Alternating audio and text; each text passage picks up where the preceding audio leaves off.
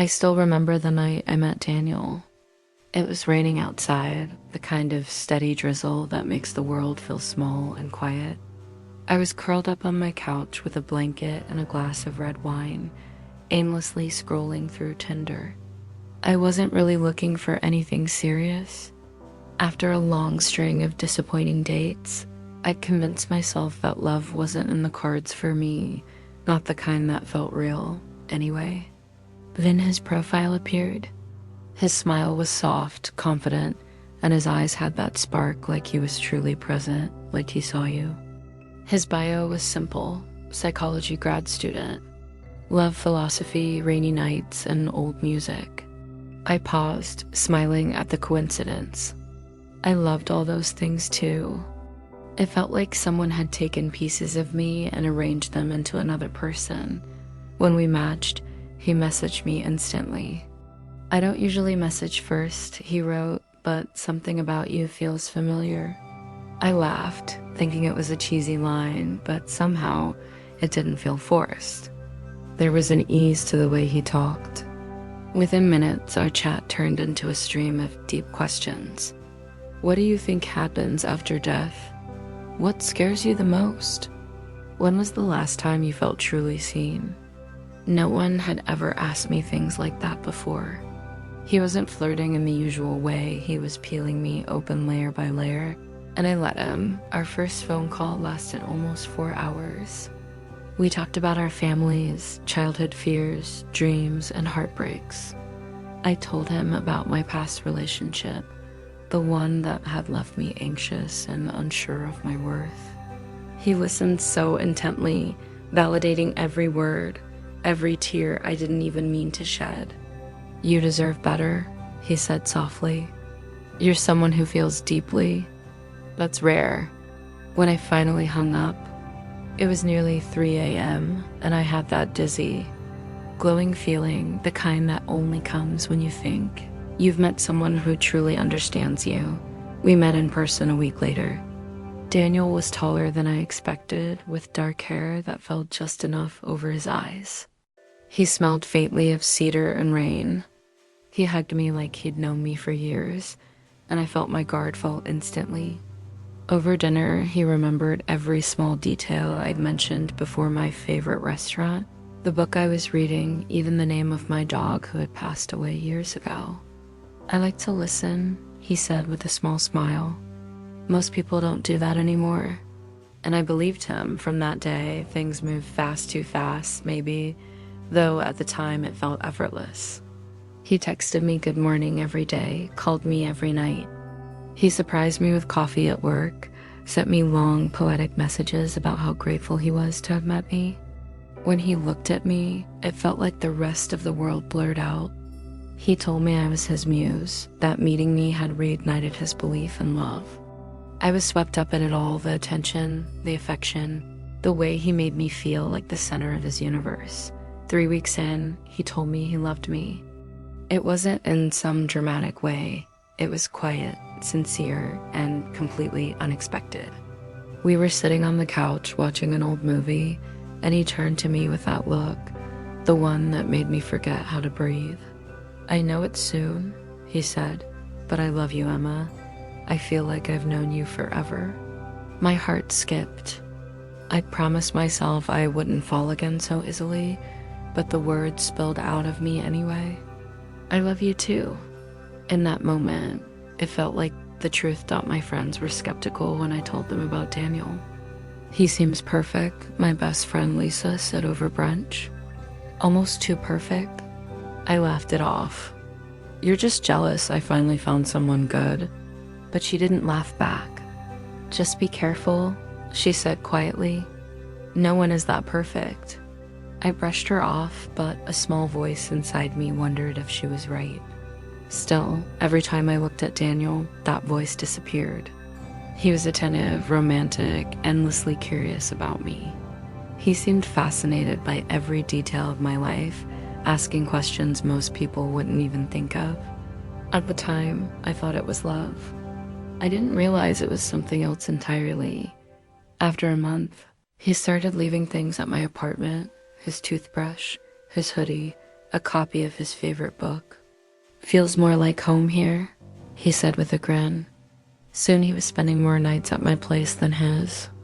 We cooked together, shared playlists, even made plans for a trip. It felt like a dream, the kind that doesn't feel real even while you're living it. I told myself this was what love was supposed to feel like: safe, thrilling, intense. What I didn't realize was that I was already losing parts of myself. Slowly, quietly, without noticing, Daniel had a way of talking that made me feel like everything he said carried some hidden meaning. He would ask me questions about my fears and then analyze my answers like he was studying me. "You're drawn to people who make you feel seen," he once said, tracing his fingers along my arm. "That's beautiful but dangerous. People could use that against you." I smiled, not understanding that he was warning me about himself. The first time something felt off was subtle. We were out with my friends, and I noticed he didn't talk much. Later that night, he said, "I just don't feel comfortable around them. They don't really get you like I do." I apologized, even though I didn't know what for. He kissed my forehead and said, "It's okay. I just want to protect our energy." It sounded sweet at the time, protective even. I didn't know he was beginning to isolate me. In the following weeks, I started seeing my friends less. He'd make little comments, never cruel, just enough to plant doubt. "Lisa seems kind of negative. Don't you feel drained after talking to her? Or your coworkers don't really appreciate how deep you are?" I began agreeing with him. After all, he made me feel so understood, so validated. Slowly, my world began to revolve around him. Looking back now, I can see how deliberate it all was. The timing, the charm, the way he mirrored everything I liked.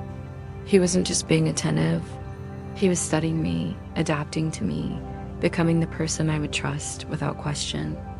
But back then, all I saw was love. All I felt was the intoxicating comfort of being seen. One night, as we lay in bed, he whispered, "You know, I've never met someone who makes me want to be better. You make me feel alive." I smiled in the dark, resting my head against his chest. I didn't know that the heartbeat I felt wasn't love, it was the thrill of control. For him, this was never about connection. It was about understanding how far he could go before I broke. And I was already breaking, I just didn't know it yet. Asterisk, the first cracks in our perfect story appeared quietly, almost tenderly. There wasn't a single moment that screamed danger, just subtle shifts, like tiny ripples spreading through calm water. It began with the way Daniel started questioning my memory. Small things at first. "Didn't you say you'd text me when you got home?" He'd ask with a faint frown. "I did," I'd reply, showing him the message on my phone. He'd smile softly and shake his head. "No, you didn't, but it's okay. You probably thought you did. You get distracted easily." At first, I laughed it off. But after a few more incidents, I started doubting myself. Maybe I had forgotten. Maybe I was distracted. He made it sound like he knew me better than I knew myself, and that thought, strangely, felt comforting. Daniel was never overtly cruel. That was the hardest part. He was kind, attentive, and gentle, even when he made me feel crazy. When we disagreed, he never yelled. Instead, he sighed, looked disappointed, and said things like, "I just wish you'd listen to yourself more. You don't trust your own feelings." It was always framed as concern, not criticism. But somehow, I always ended up apologizing. He started analyzing me more often. It was his psychologist side, he said, always curious about human behavior. Sometimes after a fight, he'd say things like, "You know what's happening here, right? You're projecting. You feel unsafe because your attachment style is avoidant." I didn't even know what that meant, but the way he said it made me feel small, like a child who'd done something wrong. I began walking on eggshells without realizing it. I stopped bringing up things that bothered me. afraid of sounding irrational. I told myself it wasn't manipulation, it was emotional growth. Daniel was helping me understand myself better. That's what he said, anyway. Then there were the little control games disguised as affection. If I went out with friends, he'd text me constantly. Miss you already. Wish you were here. You seem distant tonight. Harmless words, but somehow guilt seeped in. When I came home, he'd say, I just don't feel connected to you when you're around other people. I'd end up promising to make it up to him, even though I hadn't done anything wrong. One evening, I was supposed to meet Lisa for dinner, but he looked at me and said, You've been so stressed lately. Why don't we just stay in tonight? I'll cook. Let's have a quiet evening, just us. It sounded thoughtful, but after saying yes a few times, I realized I hadn't seen my friends in weeks. I told him I missed them, and he smiled gently. You don't need them like you think you do. They don't really get the kind of connection we have. His voice was so calm, so reasonable. I believed him. I told Lisa I was just busy, and eventually, she stopped calling. That was how he isolated me through love, not control. Asterisk by the third month. He had moved in without either of us officially deciding it. His clothes filled my closet. His books were on my shelves. His coffee mug sat next to mine every morning. It wasn't a conversation, it was a quiet invasion. And I welcomed it because the alternative, him being distant, felt unbearable. He started asking for my passwords, saying it was about transparency. I just want to know we trust each other, he said. When I hesitated, he smiled. You can have mine too. He handed me his phone with a grin, and in that moment, it felt fair. But later, I realized he never really left his messages open long enough for me to see anything. He always had a reason to take the phone back. I began feeling restless, anxious, like I was losing control over my own life. But every time I tried to talk about it, he'd reframe my feelings into something psychological. You have abandonment trauma, he'd say. That's why you're reacting this way. I'm not the enemy, Emma. Hearing that made me feel guilty for even questioning him. He had this way of turning my emotions against me, of twisting my reality so gently that I didn't even feel it happening. If I cried, he'd comfort me, but there was something performative about it, like he was studying my reactions. His eyes were always calculating, calm, almost too observant. One night, I woke up and found him sitting at my desk, typing something on his laptop. He looked startled when I asked what he was doing. Couldn't sleep, he said quickly. Just working on my research notes. I didn't think much of it at the time. He was a grad student, after all. But when I walked closer, he closed the screen just a bit too fast. I remember asking, "You okay?" And he smiled, that same warm smile that had once made me melt. Of course, he said. Go back to sleep, love. Over time, I noticed that his mood started to change depending on mine. If I was happy, he was radiant. If I was anxious, he seemed distant, cold. It was as if he mirrored my emotions deliberately, testing how I'd react. When I asked if something was wrong, he'd say, I'm just reflecting your energy. I didn't realize how literal that was. He'd begun predicting my behavior in ways that made me uncomfortable. You're going to cancel on your mom tomorrow? He said once, before I'd even considered it. You'll say you're tired, but really it's because you don't like how she makes you feel guilty. And he was right, I was planning to cancel, though I hadn't told anyone. I stared at him, feeling exposed. How did you know that? I asked. He smiled. Because I know you better than anyone. That sentence should have terrified me. Instead, it thrilled me. The idea of being known so deeply felt romantic. I didn't understand that it was also dangerous. His concern started showing in more invasive ways. If I didn't answer his text right away, he'd send a string of messages. Are you okay? You're not mad at me, are you? It's weird that you're quiet. When I finally replied, he'd say, "You scared me. I thought you were pulling away." I started over-explaining myself, apologizing for being busy, for having a life outside him. He made me feel needed. But what I didn't realize was that he was training me, conditioning me to respond, to soothe, to please. It was emotional manipulation dressed up as love. One day, I was scrolling through his bookshelf and found a notebook tucked between his psychology texts. It was filled with handwritten notes, pages and pages of them. The handwriting was neat, deliberate. I expected theories or study notes. But instead, I saw my name. Emma shows signs of anxious preoccupied. Attachment. Responds positively to reassurance, but withdraws when challenged. Cries. Easily during perceived abandonment effective. Emotional reset. My blood ran cold. I flipped through more pages. Every detail of our conversations, my reactions, my patterns, it was all there, like he'd been keeping a case study on me. When I confronted him, he didn't even look guilty. He smiled. "It's not what it looks like," he said calmly. "You're helping me understand emotional dependency for my research. You inspire me." I felt sick. "You're studying me?" I asked, my voice trembling. He reached out to touch my hand. "You're misunderstanding. This isn't about control. It's about connection. You make me feel things I've never felt before. I'm documenting that."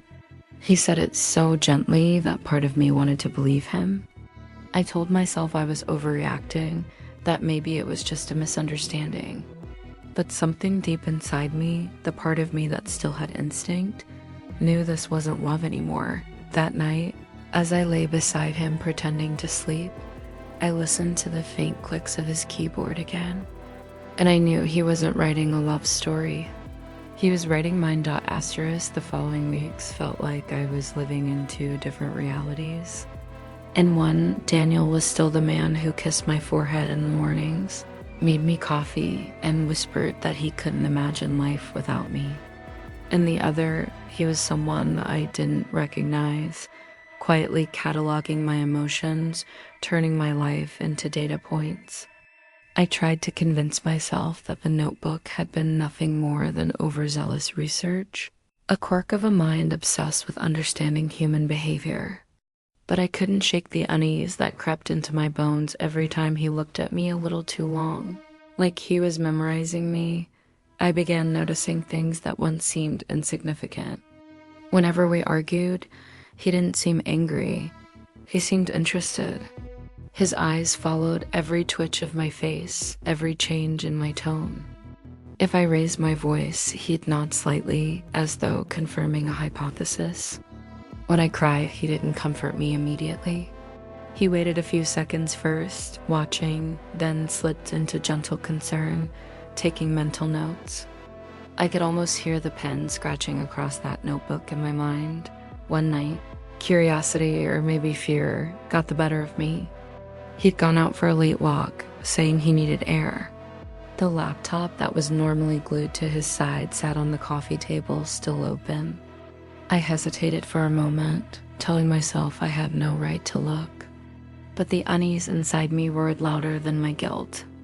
My hands trembled as I lifted the lid. The screen wasn't locked. A single folder sat open on the desktop, titled Case 01ER, my initials. My heart dropped. Inside were dozens of documents, transcripts of our conversations, audio files labeled with dates, screenshots of our texts, even photos of me I hadn't known he'd taken, me cooking, sleeping, laughing. The most recent document was named Phase 3, Emotional Saturation. I opened it, and there it was, my life dissected into paragraphs. Subject demonstrates increasing dependency on positive reinforcement. Exhibits mild dissociation when confronted. Objective achieved. Sustained attachment achieved through mirrored empathy. I felt my stomach twist. There were notes on how I responded to affection, how quickly I forgave, how often I apologized, even when not at fault. He'd written observations like a scientist describing an experiment. The door clicked. I spun around. Daniel stood in the doorway, his expression unreadable. "Why are you on my computer?" The blood drained from my face. "What is this, Daniel? What have you been doing?" He walked in slowly, shutting the door behind him. "You weren't supposed to see that yet? My voice cracked. He sighed and ran a hand through his hair. "Emma, you don't understand. This isn't about manipulation. It's about understanding the mechanics of love, real, raw attachment. You've helped me see things I could never have learned from books. You're writing about me like I'm a lab rat." He shook his head gently. "You're overreacting. Everything I wrote is true, isn't it? I didn't lie about any of it. You do have an anxious attachment style. You do crave reassurance. I just documented it. That's not betrayal. That's observation." I stared at him, my throat tight. "You recorded me without my consent?" He tilted his head, eyes softening, almost pitying. "Consent? Emma, you told me everything willingly. Every story, every secret, every tear. You wanted to be seen. I just saw you completely." His calmness terrified me more than any shouting could have. He wasn't angry. He was composed, convinced that what he'd done was somehow noble. I stepped back. "You need to leave? He smiled faintly. "You don't want that. You're just scared because I exposed the truth. I know you better than anyone ever could. Without me, you'd go back to feeling invisible." The words sliced through me. Because deep down, he was right. That was my greatest fear. Being unseen. Being alone. And he knew it. I forced myself to move toward the door. "Get out, Daniel." He didn't budge. "You can't just cut me out, Emma. We've built something extraordinary. I've mapped every corner of your heart. I know how you think, how you breathe. That's not something you walk away from." Something in his tone shifted, a coldness, a threat beneath the tenderness. My hands shook as I grabbed my phone. "I'm calling the police." He smiled sadly. "You won't, because you don't want to ruin my life. Because despite everything, you still love me." For a moment, I froze. He was testing me, watching to see what I'd do. I saw it in his eyes, curiosity, not fear. This was still part of his experiment. I realized then that the only way to escape was to stop playing the role he'd written for me. I lowered the phone. "You're right," I whispered. "I don't want to ruin your life. But I want you to leave now." He studied me for a long moment, then nodded. "All right, I'll go. But you'll come back. You always do." He left quietly, closing the door behind him. For hours, I sat on the floor, shaking. Every memory replayed in my head. Every word, every touch, every moment that had felt like love but was really control. I realized that nothing between us had been real except for my pain. When I finally found the courage to look through his files again, I discovered an outline for a book proposal. The title was The Anatomy of Attachment, a case study in emotional dependency. My name wasn't mentioned, but every page screamed me. He'd written chapters labeled idealization, deconstruction, submission. The final chapter, reintegration, subject's emotional rebirth. That's when it hit me. He wasn't finished with me yet. He wanted to see how I would heal, if I would, how I would, and whether I'd come crawling back. The next phase of his study was my recovery. I deleted the entire folder and every file I could find. Then I blocked his number, changed my locks, and spent 3 days barely sleeping, terrified he'd come back. Every sound outside made me jump. Every shadow looked like him. On the 4th day, an email arrived from an anonymous account. No message, just an attachment. A photo of me from across the street, standing by my window, looking out. My chest went cold. The subject line read, "Observation continues," I didn't reply. Instead, I packed a bag and drove to my sister's house 2 states away. I thought putting distance between us would break his hold on me, but distance doesn't erase psychological control. He was still in my head, his voice, his theories, his manipulations. I questioned everything, my choices, my memories, my sanity at night. I'd hear his voice in my mind saying, "You wanted to be seen, and he had seen me. Every weakness, every fear." But what he didn't expect was that being seen that deeply could also make me see him. For the first time, I began to understand that his control came from his own emptiness. That all his research, his obsession, his manipulation, it was never about love. It was about power. And power, once exposed, starts to crumble. Asterisk, I stayed with my sister for nearly a month. The first few days were filled with silence.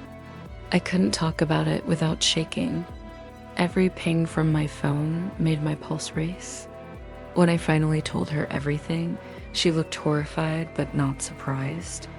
"You know he can't keep you in his head forever," she said, "but you have to get him out of yours."